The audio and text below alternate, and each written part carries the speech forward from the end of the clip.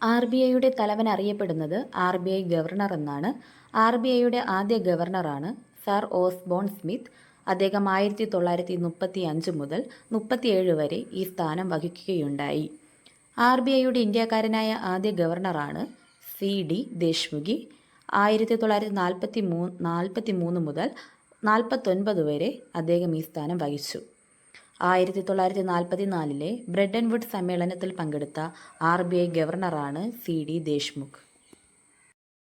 ഏറ്റവും കൂടുതൽ കാലം RBI ഗവർണറായി സേവനമനുഷ്ഠിച്ചത് ബൈനഗൽ രാമറാവു 1949 മുതൽ 57 വരെ.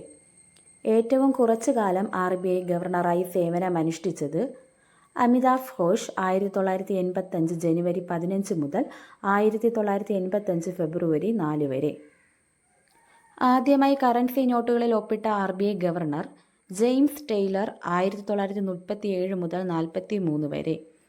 സ്വതന്ത്ര ഇന്ത്യയിലെ ആദ്യ ബാങ്ക് ദേശസാൽക്കരണ സമയത്തെ 1969 ദേശസാൽക്കരണം നടന്നത്. ആ സമയത്തെ RBI ഗവർണറാണ് ലക്ഷ്മികാന്ത് സാ 1967 മുതൽ 70 വരെ.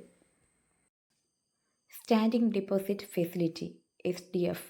RBIയുടെ മോണിറ്ററി പോളിസി 2022 രാജ്യത്തെ അധിക പണലഭ്യത കുറച്ചുകൊണ്ട് പണപ്പെരുപ്പം കുറയ്ക്കുന്നതിനായി റിസർവ് ബാങ്ക് ഓഫ് ഇന്ത്യ രൂപീകരിച്ച നയമാണ് SDF. റിവേഴ്സ് റിപ്പോ പോലെ തന്നെ ബാങ്കുകളുടെ അധിക പണം RBIയിലെത്തിക്കാനുള്ള ഒരു സംവിധാനമാണ് SDF.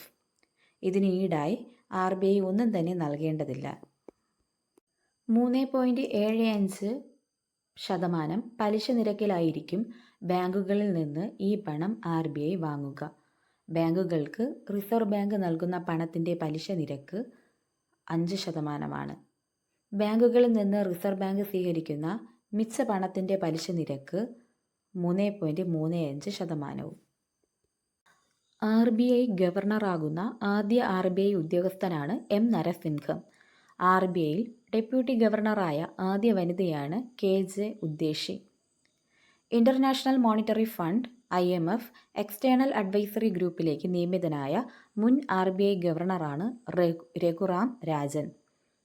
I do what I do എന്ന പുസ്തകം രചിച്ചത് രഘുറാം രാജനാണ്.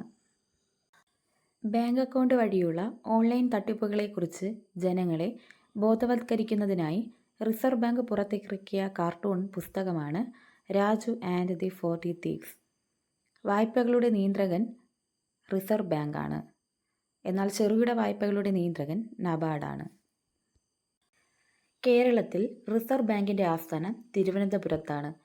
റിസർവ് ബാങ്ക് ഓഫ് ഇന്ത്യയുടെ സാമ്പത്തിക വർഷം കണക്കാക്കുന്നത് ഏപ്രിൽ 1 മുതൽ മാർച്ച് 31 വരെ 2021 മെയ്യിൽ പുനഃക്രമീകരിച്ചു. മുൻപ് ജൂലൈ 1 മുതൽ ജൂൺ 30 വരെയായിരുന്നു. റിസർവ് ബാങ്കിൻ്റെ സാമ്പത്തിക വർഷം ജനുവരി ഡിസംബറിൽ നിന്നും ജൂലൈ ജൂണിലേക്ക് മാറ്റിയ വർഷം 1940. 1969 അന്താരാഷ്ട്ര നാണയനിധി രൂപീകരിച്ച അന്താരാഷ്ട്ര റിസർവാണ് SDR, special drawing rights.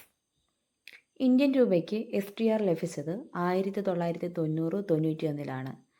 Asia Pacific മേഖലയിൽ ആദ്യമായി ഇൻട്രസ്റ്റ് റേറ്റ് ഈസിങ് സൈക്കിൾ ആരംഭിച്ച സെൻട്രൽ ബാങ്കാണ് നമ്മുടെ RBI.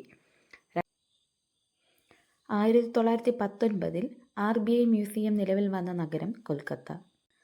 ഭാരതീയ സ്റ്റേറ്റ് ബാങ്കും ദേശസാൽകൃത ബാങ്കുകളും റീജിയണൽ റൂറൽ ബാങ്കുകളും ചേർന്നതാണ് പൊതുമേഖലാ വാണിജ്യ ബാങ്കുകൾ.